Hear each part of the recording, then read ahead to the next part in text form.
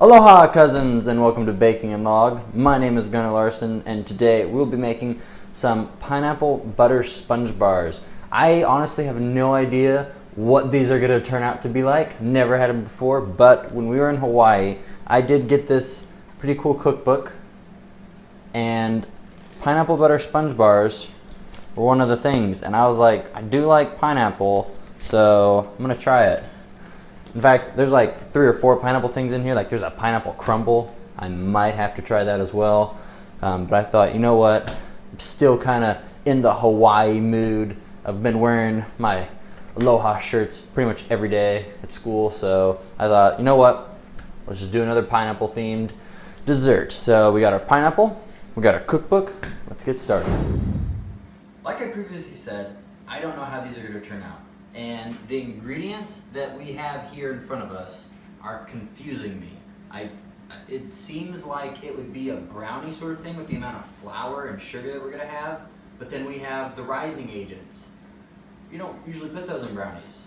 So it's just weird. We'll see how it goes, but the ingredients that you're going to need are going to be 2 cups of sugar, 4 eggs, 1/8 teaspoon of salt, 1 teaspoon of baking powder, 1/2 teaspoon of baking soda, 1.5 cups of flour, 1 stick of butter, and then 20 ounces of crushed pineapple. So I was reading in this book, and I really like this book because it has some information up here in the top that explains different things about the different recipes, like traditional ways that they were made, or like just fun facts about it. And in the book it says that canned pineapple is the preferred use for this because it's consistent. And fresh pineapples vary in sweetness and stuff, so in acidity, which could mess up some stuff with your the basics ingredients. So I would encourage using crushed pineapple. That's what I'm going to use, but I do have this really cool tool that I want to show you, so I will be using that on a fresh pineapple.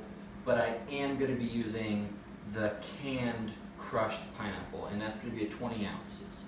So now that we have our ingredients, let's get started. Like I said, I want to show you how to use this pineapple tool. So we're going to melt our stick of butter and let it cool because it needs to be cool. And while that's cooling, we'll start working on our pineapple. Alrighty, we've got our butter here all melted and now it's cooling, so let's get started on the pineapple. Step 1. Make sure you have a pineapple. Step 2, it could get a little bit messy even if you're using a special tool like I have. So what we've got is a cutting board inside of a pan so the juices, they don't spill over the countertop. Next, we'll need a knife. We're just going to cut the top off.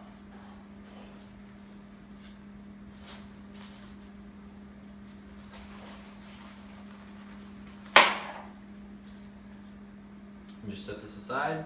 Put it in the corner here, and then you're going to have your pineapple upright. Okay, do not cut the bottom.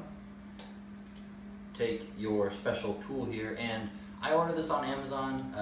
Funny enough, I couldn't find any of these at Dole Pineapple Plantation, which that was really strange because it's a whole store all about pineapples, and I couldn't find a pineapple core thing there. So, oh well. Ordered it on Amazon. Got back home and went to my local grocery store to buy said pineapple here, and there they were, just sitting there for like $6. So if you want one of these, Kroger has them, or at least my Kroger does. So just gonna put this in the middle, and what we're gonna do is just gonna start twisting this.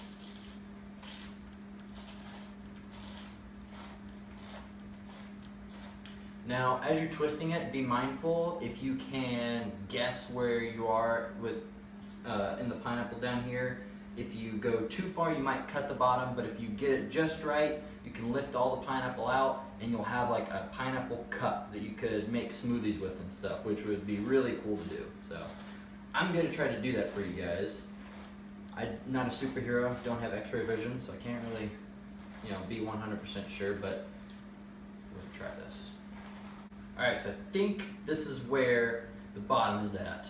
I hope I did this right because it'd be really cool if I did, but we're going to try it. So Cool thing about this is you just pull this thing out.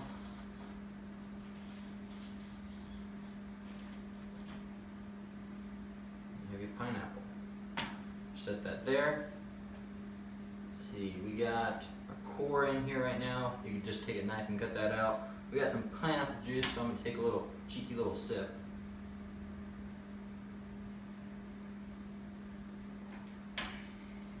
Very good.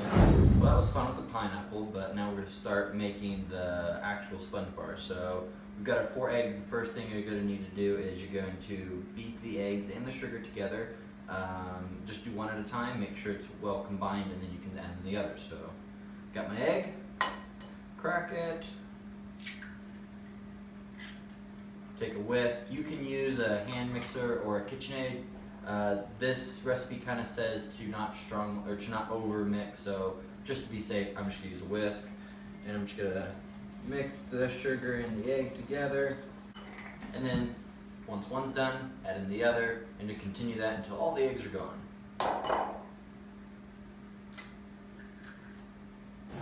Now we're gonna add in our dry ingredients. So we have our flour,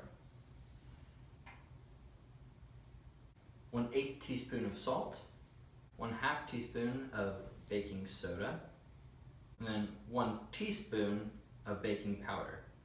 Now you're gonna mix this up. I'm not gonna use a whisk for this because I don't want it to get the mixture to get caught within the inside of it, so I'm gonna use a spatula. And you just stir and fold, just mix it up. You can scrape the sides as well. Alright, so now we're gonna add in the cooled butter and the crushed pineapple. With the crushed pineapple, make sure you drain it really well. So then you can just put it in there. And then once again, we're just gonna mix this together. You don't wanna over mix this. So I'm just using my spatula. Again, just folding it in, moving everything around, making sure it's all good. Alright, so now we're just gonna pour this mixture into a 9 by 13 inch pan.